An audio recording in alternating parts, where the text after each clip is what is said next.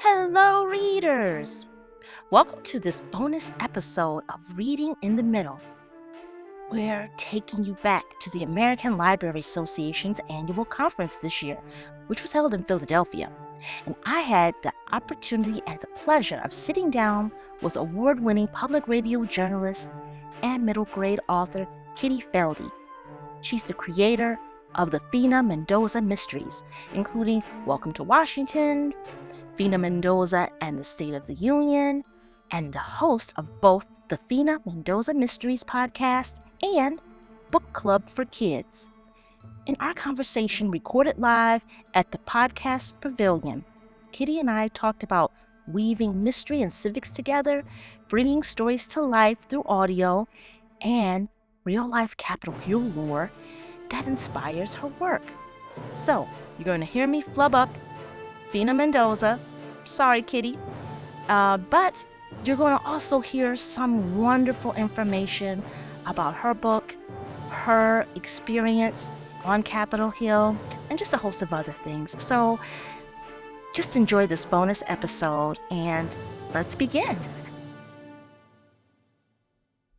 And today, I'm so excited to welcome Kitty Felde, award-winning public radio journalist, author of the Fina Mendoza Mysteries, and the brilliant voice behind the Book Club for Kids podcast, now celebrating 10 years, the over 2 million downloads. Yes, indeed. And I'm going to be really a rude guest, first of all, and say the name of the series is the Fina Mendoza Mysteries. The Fina Mendoza Mysteries. That's it. You got it. I said it correctly. No, don't worry about it. Come on. Nobody pronounces anybody's things right. So I'm just happy to be here. Thank you. Well, thank you for being here. And to get started, could you give listeners a quick elevator pitch for Fina Mendoza? Oh, of course. I like to say it's Nancy Drew meets the West Wing. Ooh. So it's a mystery series set in the U.S. Capitol. The daughter of a congressman who moves from California to live with her dad full time and gets a pass to go just about anywhere she wants on Capitol Hill. And she stumbles across what she thinks is the demon cat of Capitol Hill. I love it. And that's a cat that if you see it, you are cursed with bad luck the rest of your life. Wow. And she thinks she's seen that cat. So that starts her detecting career. And of course, every Sherlock Holmes needs to have a Dr. Watson. Absolutely. And hers is a big orange dog named Senator something, who is a big dog that belonged to, or still belongs to, a member of Congress from Georgia. So I don't know if he barks with a Southern accent or not, but he and Fina communicate quite well, and they're a wonderful detecting team. That's a good duo. That's like a super duo. You know, one of the things is I love is how you combine mystery and civics in such a natural way. Thank you. Welcome. How do you keep young readers entertained while introducing real-life government and civic engagement? You know, I feel like the civics is snuck in, So you will learn how Congress gets around to voting on bills because her father sits on the Rules Committee. So she'll see her dad in the Rules Committee. And you're getting a 10-year-old's perspective on all of this stuff. So she'll be pretty frank about it. Fina will never run for office. Her older sister may. But, people keep saying, oh, your dad's in Congress. You should run for a political office. And she goes, no, I hate meetings. I don't want to ask people for money. And I don't like knocking on doors and talking to strangers. So that's me. I ain't going to do that. But I'm interested in the process. And so because she's in that environment, she's being exposed to exactly how Congress works on a day-to-day basis. And that's really intriguing because she gets that behind the scenes piece. And as readers, we get that behind the scenes also. And in Welcome to Washington, Fina Mendoza, she encounters, like you said, the demon cat of Capitol Hill. And in State of the Union, that's the next book, she's on the trail of the mysterious bird at the State of the Union address. Yes, it happens to poop on the president's head, and I love it. Kids love poop jokes, so you know. Me too. Yeah. I still love poop jokes. You know what? I'm a kid at heart. What was the most surprising or wild bit of real Capitol folklore you came across while researching those adventures? Well, I'll tell you the Demon Cat because that's the most famous one. And every Halloween, you'll read a story in just about every magazine and newspaper and blog in Washington. And the story goes that this mysterious cat appears, and if you see it, you are cursed with bad luck the rest of your life. What? And people say it showed up before the Depression, before the crash. These showed up before JFK was assassinated. I don't know what its current, things are. So we try to track down in the book, Fina tries to track down whether really this is a myth or a fact. And if you take the Capitol tour and you've got a nice guide and it's not too busy and crowded, he or she will take you around the corner by where the U.S. Senate used to meet. Mm-hmm. And in the floor, in the concrete, there are paw prints of a cat.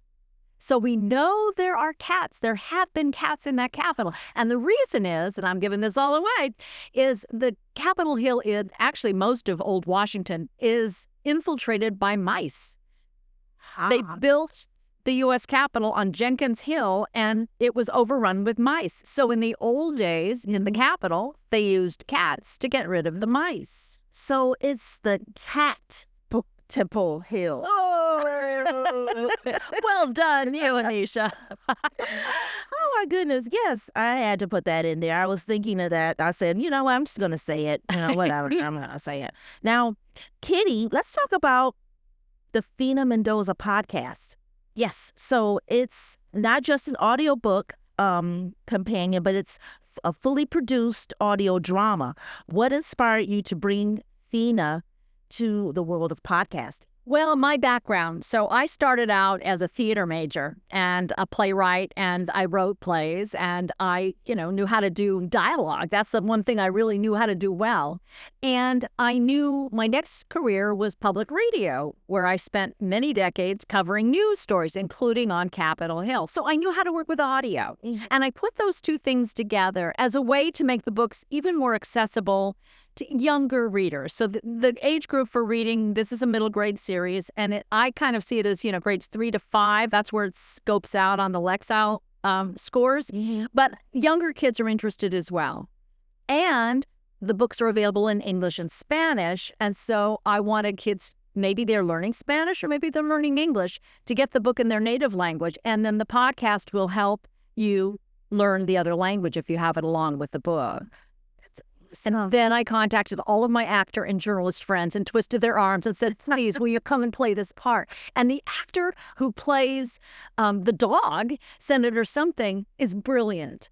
Steve Dvorkin, I was in an improv group with him like 8 million years ago. Mm-hmm. And he, just by barking, this dog doesn't talk, but just by barking, you know exactly what he's saying. He really gets into this part, And then when we were doing the second book, he goes, I really want to play a human being too, and I can do those. And I said, oh, okay. You can play the house chaplain. So he plays the house chaplain. This nice Jewish actor plays the Catholic chaplain. So, we're very ecumenical on the show. That's wonderful. And, just like with Scooby-Doo, you can understand Scooby-Doo too, right? True. Can you give a little teaser about what's next for Fina Mendoza? Oh. Any new mysteries on the horizon? Well, there are 2 that are out right now. Book 3 is called Snake in the Grass, and it takes place at the congressional baseball game where in the practices, the partisanship on the Hill has gotten so bad, somebody is putting snakes in the gym bags of members of Congress, and Fina has to find the snake in the grass, the real snake in the grass. That's scary. So that's book 3. And then there's a novella because when January 6th happened, I used to work in that building. I knew exactly what was going on. That was my office when I was working on the Hill. And I also, because of the Book Club for Kids podcast, I am in a lot of schools in Washington, D.C. Yeah. So I contacted the teachers on the Hill that I knew in elementary school and said, what are you doing? How are you talking about this with these kids? Because their parents were in the building. Mm-hmm. So I wrote this novella about Fina. It's all during COVID. Her dad's in the building. They're all freaking out, watching this on TV. And then the teacher the next day creates lessons of how to put this in a historic perspective and also to talk about that larger concept that you can't have a spelling bee or a baseball game or an election without winners and losers. Yes. You know, that's so those are the ones that are out now. But I just finished writing, and it'll come out in another year, next summer. In summer, most members of Congress go home. They go back to their district. And because her dad is from Los Angeles, the whole family gets to go back to LA for this summer. So in that one, the neighbors are all upset because there's a homeless man living in an RV down the hill, and their trash cans are getting knocked over, the porta potties are getting knocked over, and they're convinced it's this homeless man they call the Bear, who is very hairy kind of a guy. And Fina discovers actually it's a real bear. So we have a little of everything. It talks about homelessness, veterans affairs, the gentrification of a neighborhood, because this neighborhood has changed from the time they moved to Washington. So you get to tackle these topics that we're all talking about as grown-ups, but do it from a kid's point of view. You're really tackling those topics and really giving them to our middle grade readers. And, you know, it's not, we're not preaching, it's just learning. And in a fun way, too. And hoping that maybe it will inspire them to think, I have a good idea how to fix that. I've got an idea for a bill. I think the city leaders should be doing this to attack homelessness. I mean, these kids really do have good ideas. And when I go do class visits, this is one of my favorite things. We end by having the kids write a postcard to their member of Congress about one issue that they really, really care about. And they're, some of them are the goofballs who will say things like, I think you should make it so that there's 5 days of weekend and 2 days of school. And then you've got the kids who will break your heart. One kid said, could you please change the Constitution so I could run for president because I was born in Seoul, South Korea? Oh, my gosh. I'd vote for that kid right now. Yes. So, these are kids who've really thought about this stuff. It's really engaging to have young people because, they can't vote. Yeah. Right? And it would be nice to just give them the opportunity to have their voices heard. Yes. It's just important. Can you,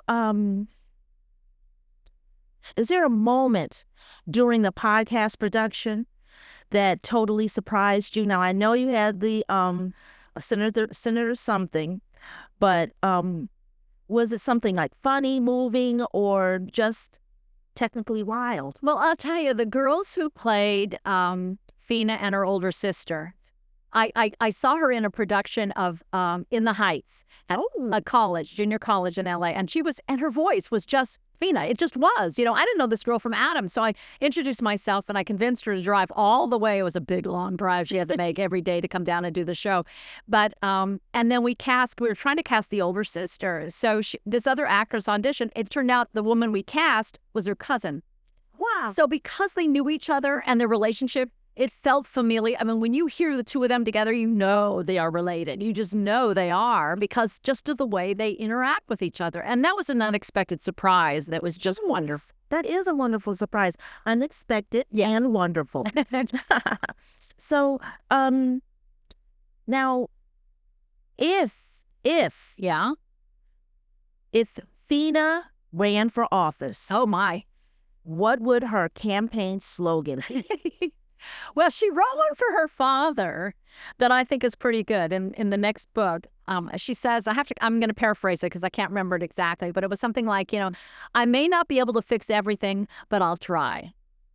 Yeah. And I think that's sort of her attitude towards life. She really is. She's spunky. She's full of life and joy. She's humorous. She is. I mean, I really wish there was a real Fina walking around Washington. It would be a breath of fresh air. Yeah. Right. And I think, there probably is, but we just haven't. We don't listen to kids.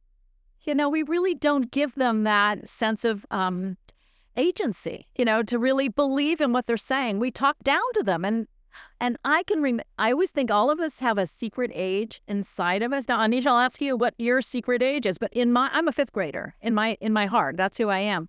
And I remember if only an adult would talk to me like I had a brain in my head, I would tell them all kinds of interesting things.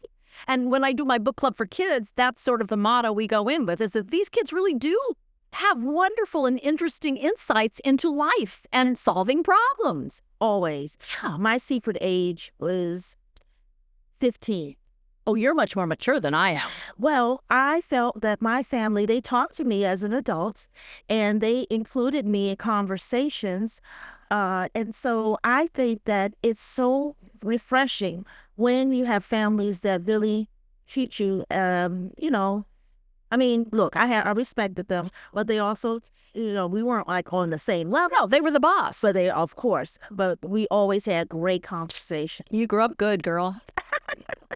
Oh, Kitty, I want to thank you so much for joining me in Reading in the Middle. Your work makes civics fun, mysteries meaningful, and storytelling unforgettable. So, listeners, please check out the Fina Mendoza Mysteries and both of your wonderful, fantastic podcasts.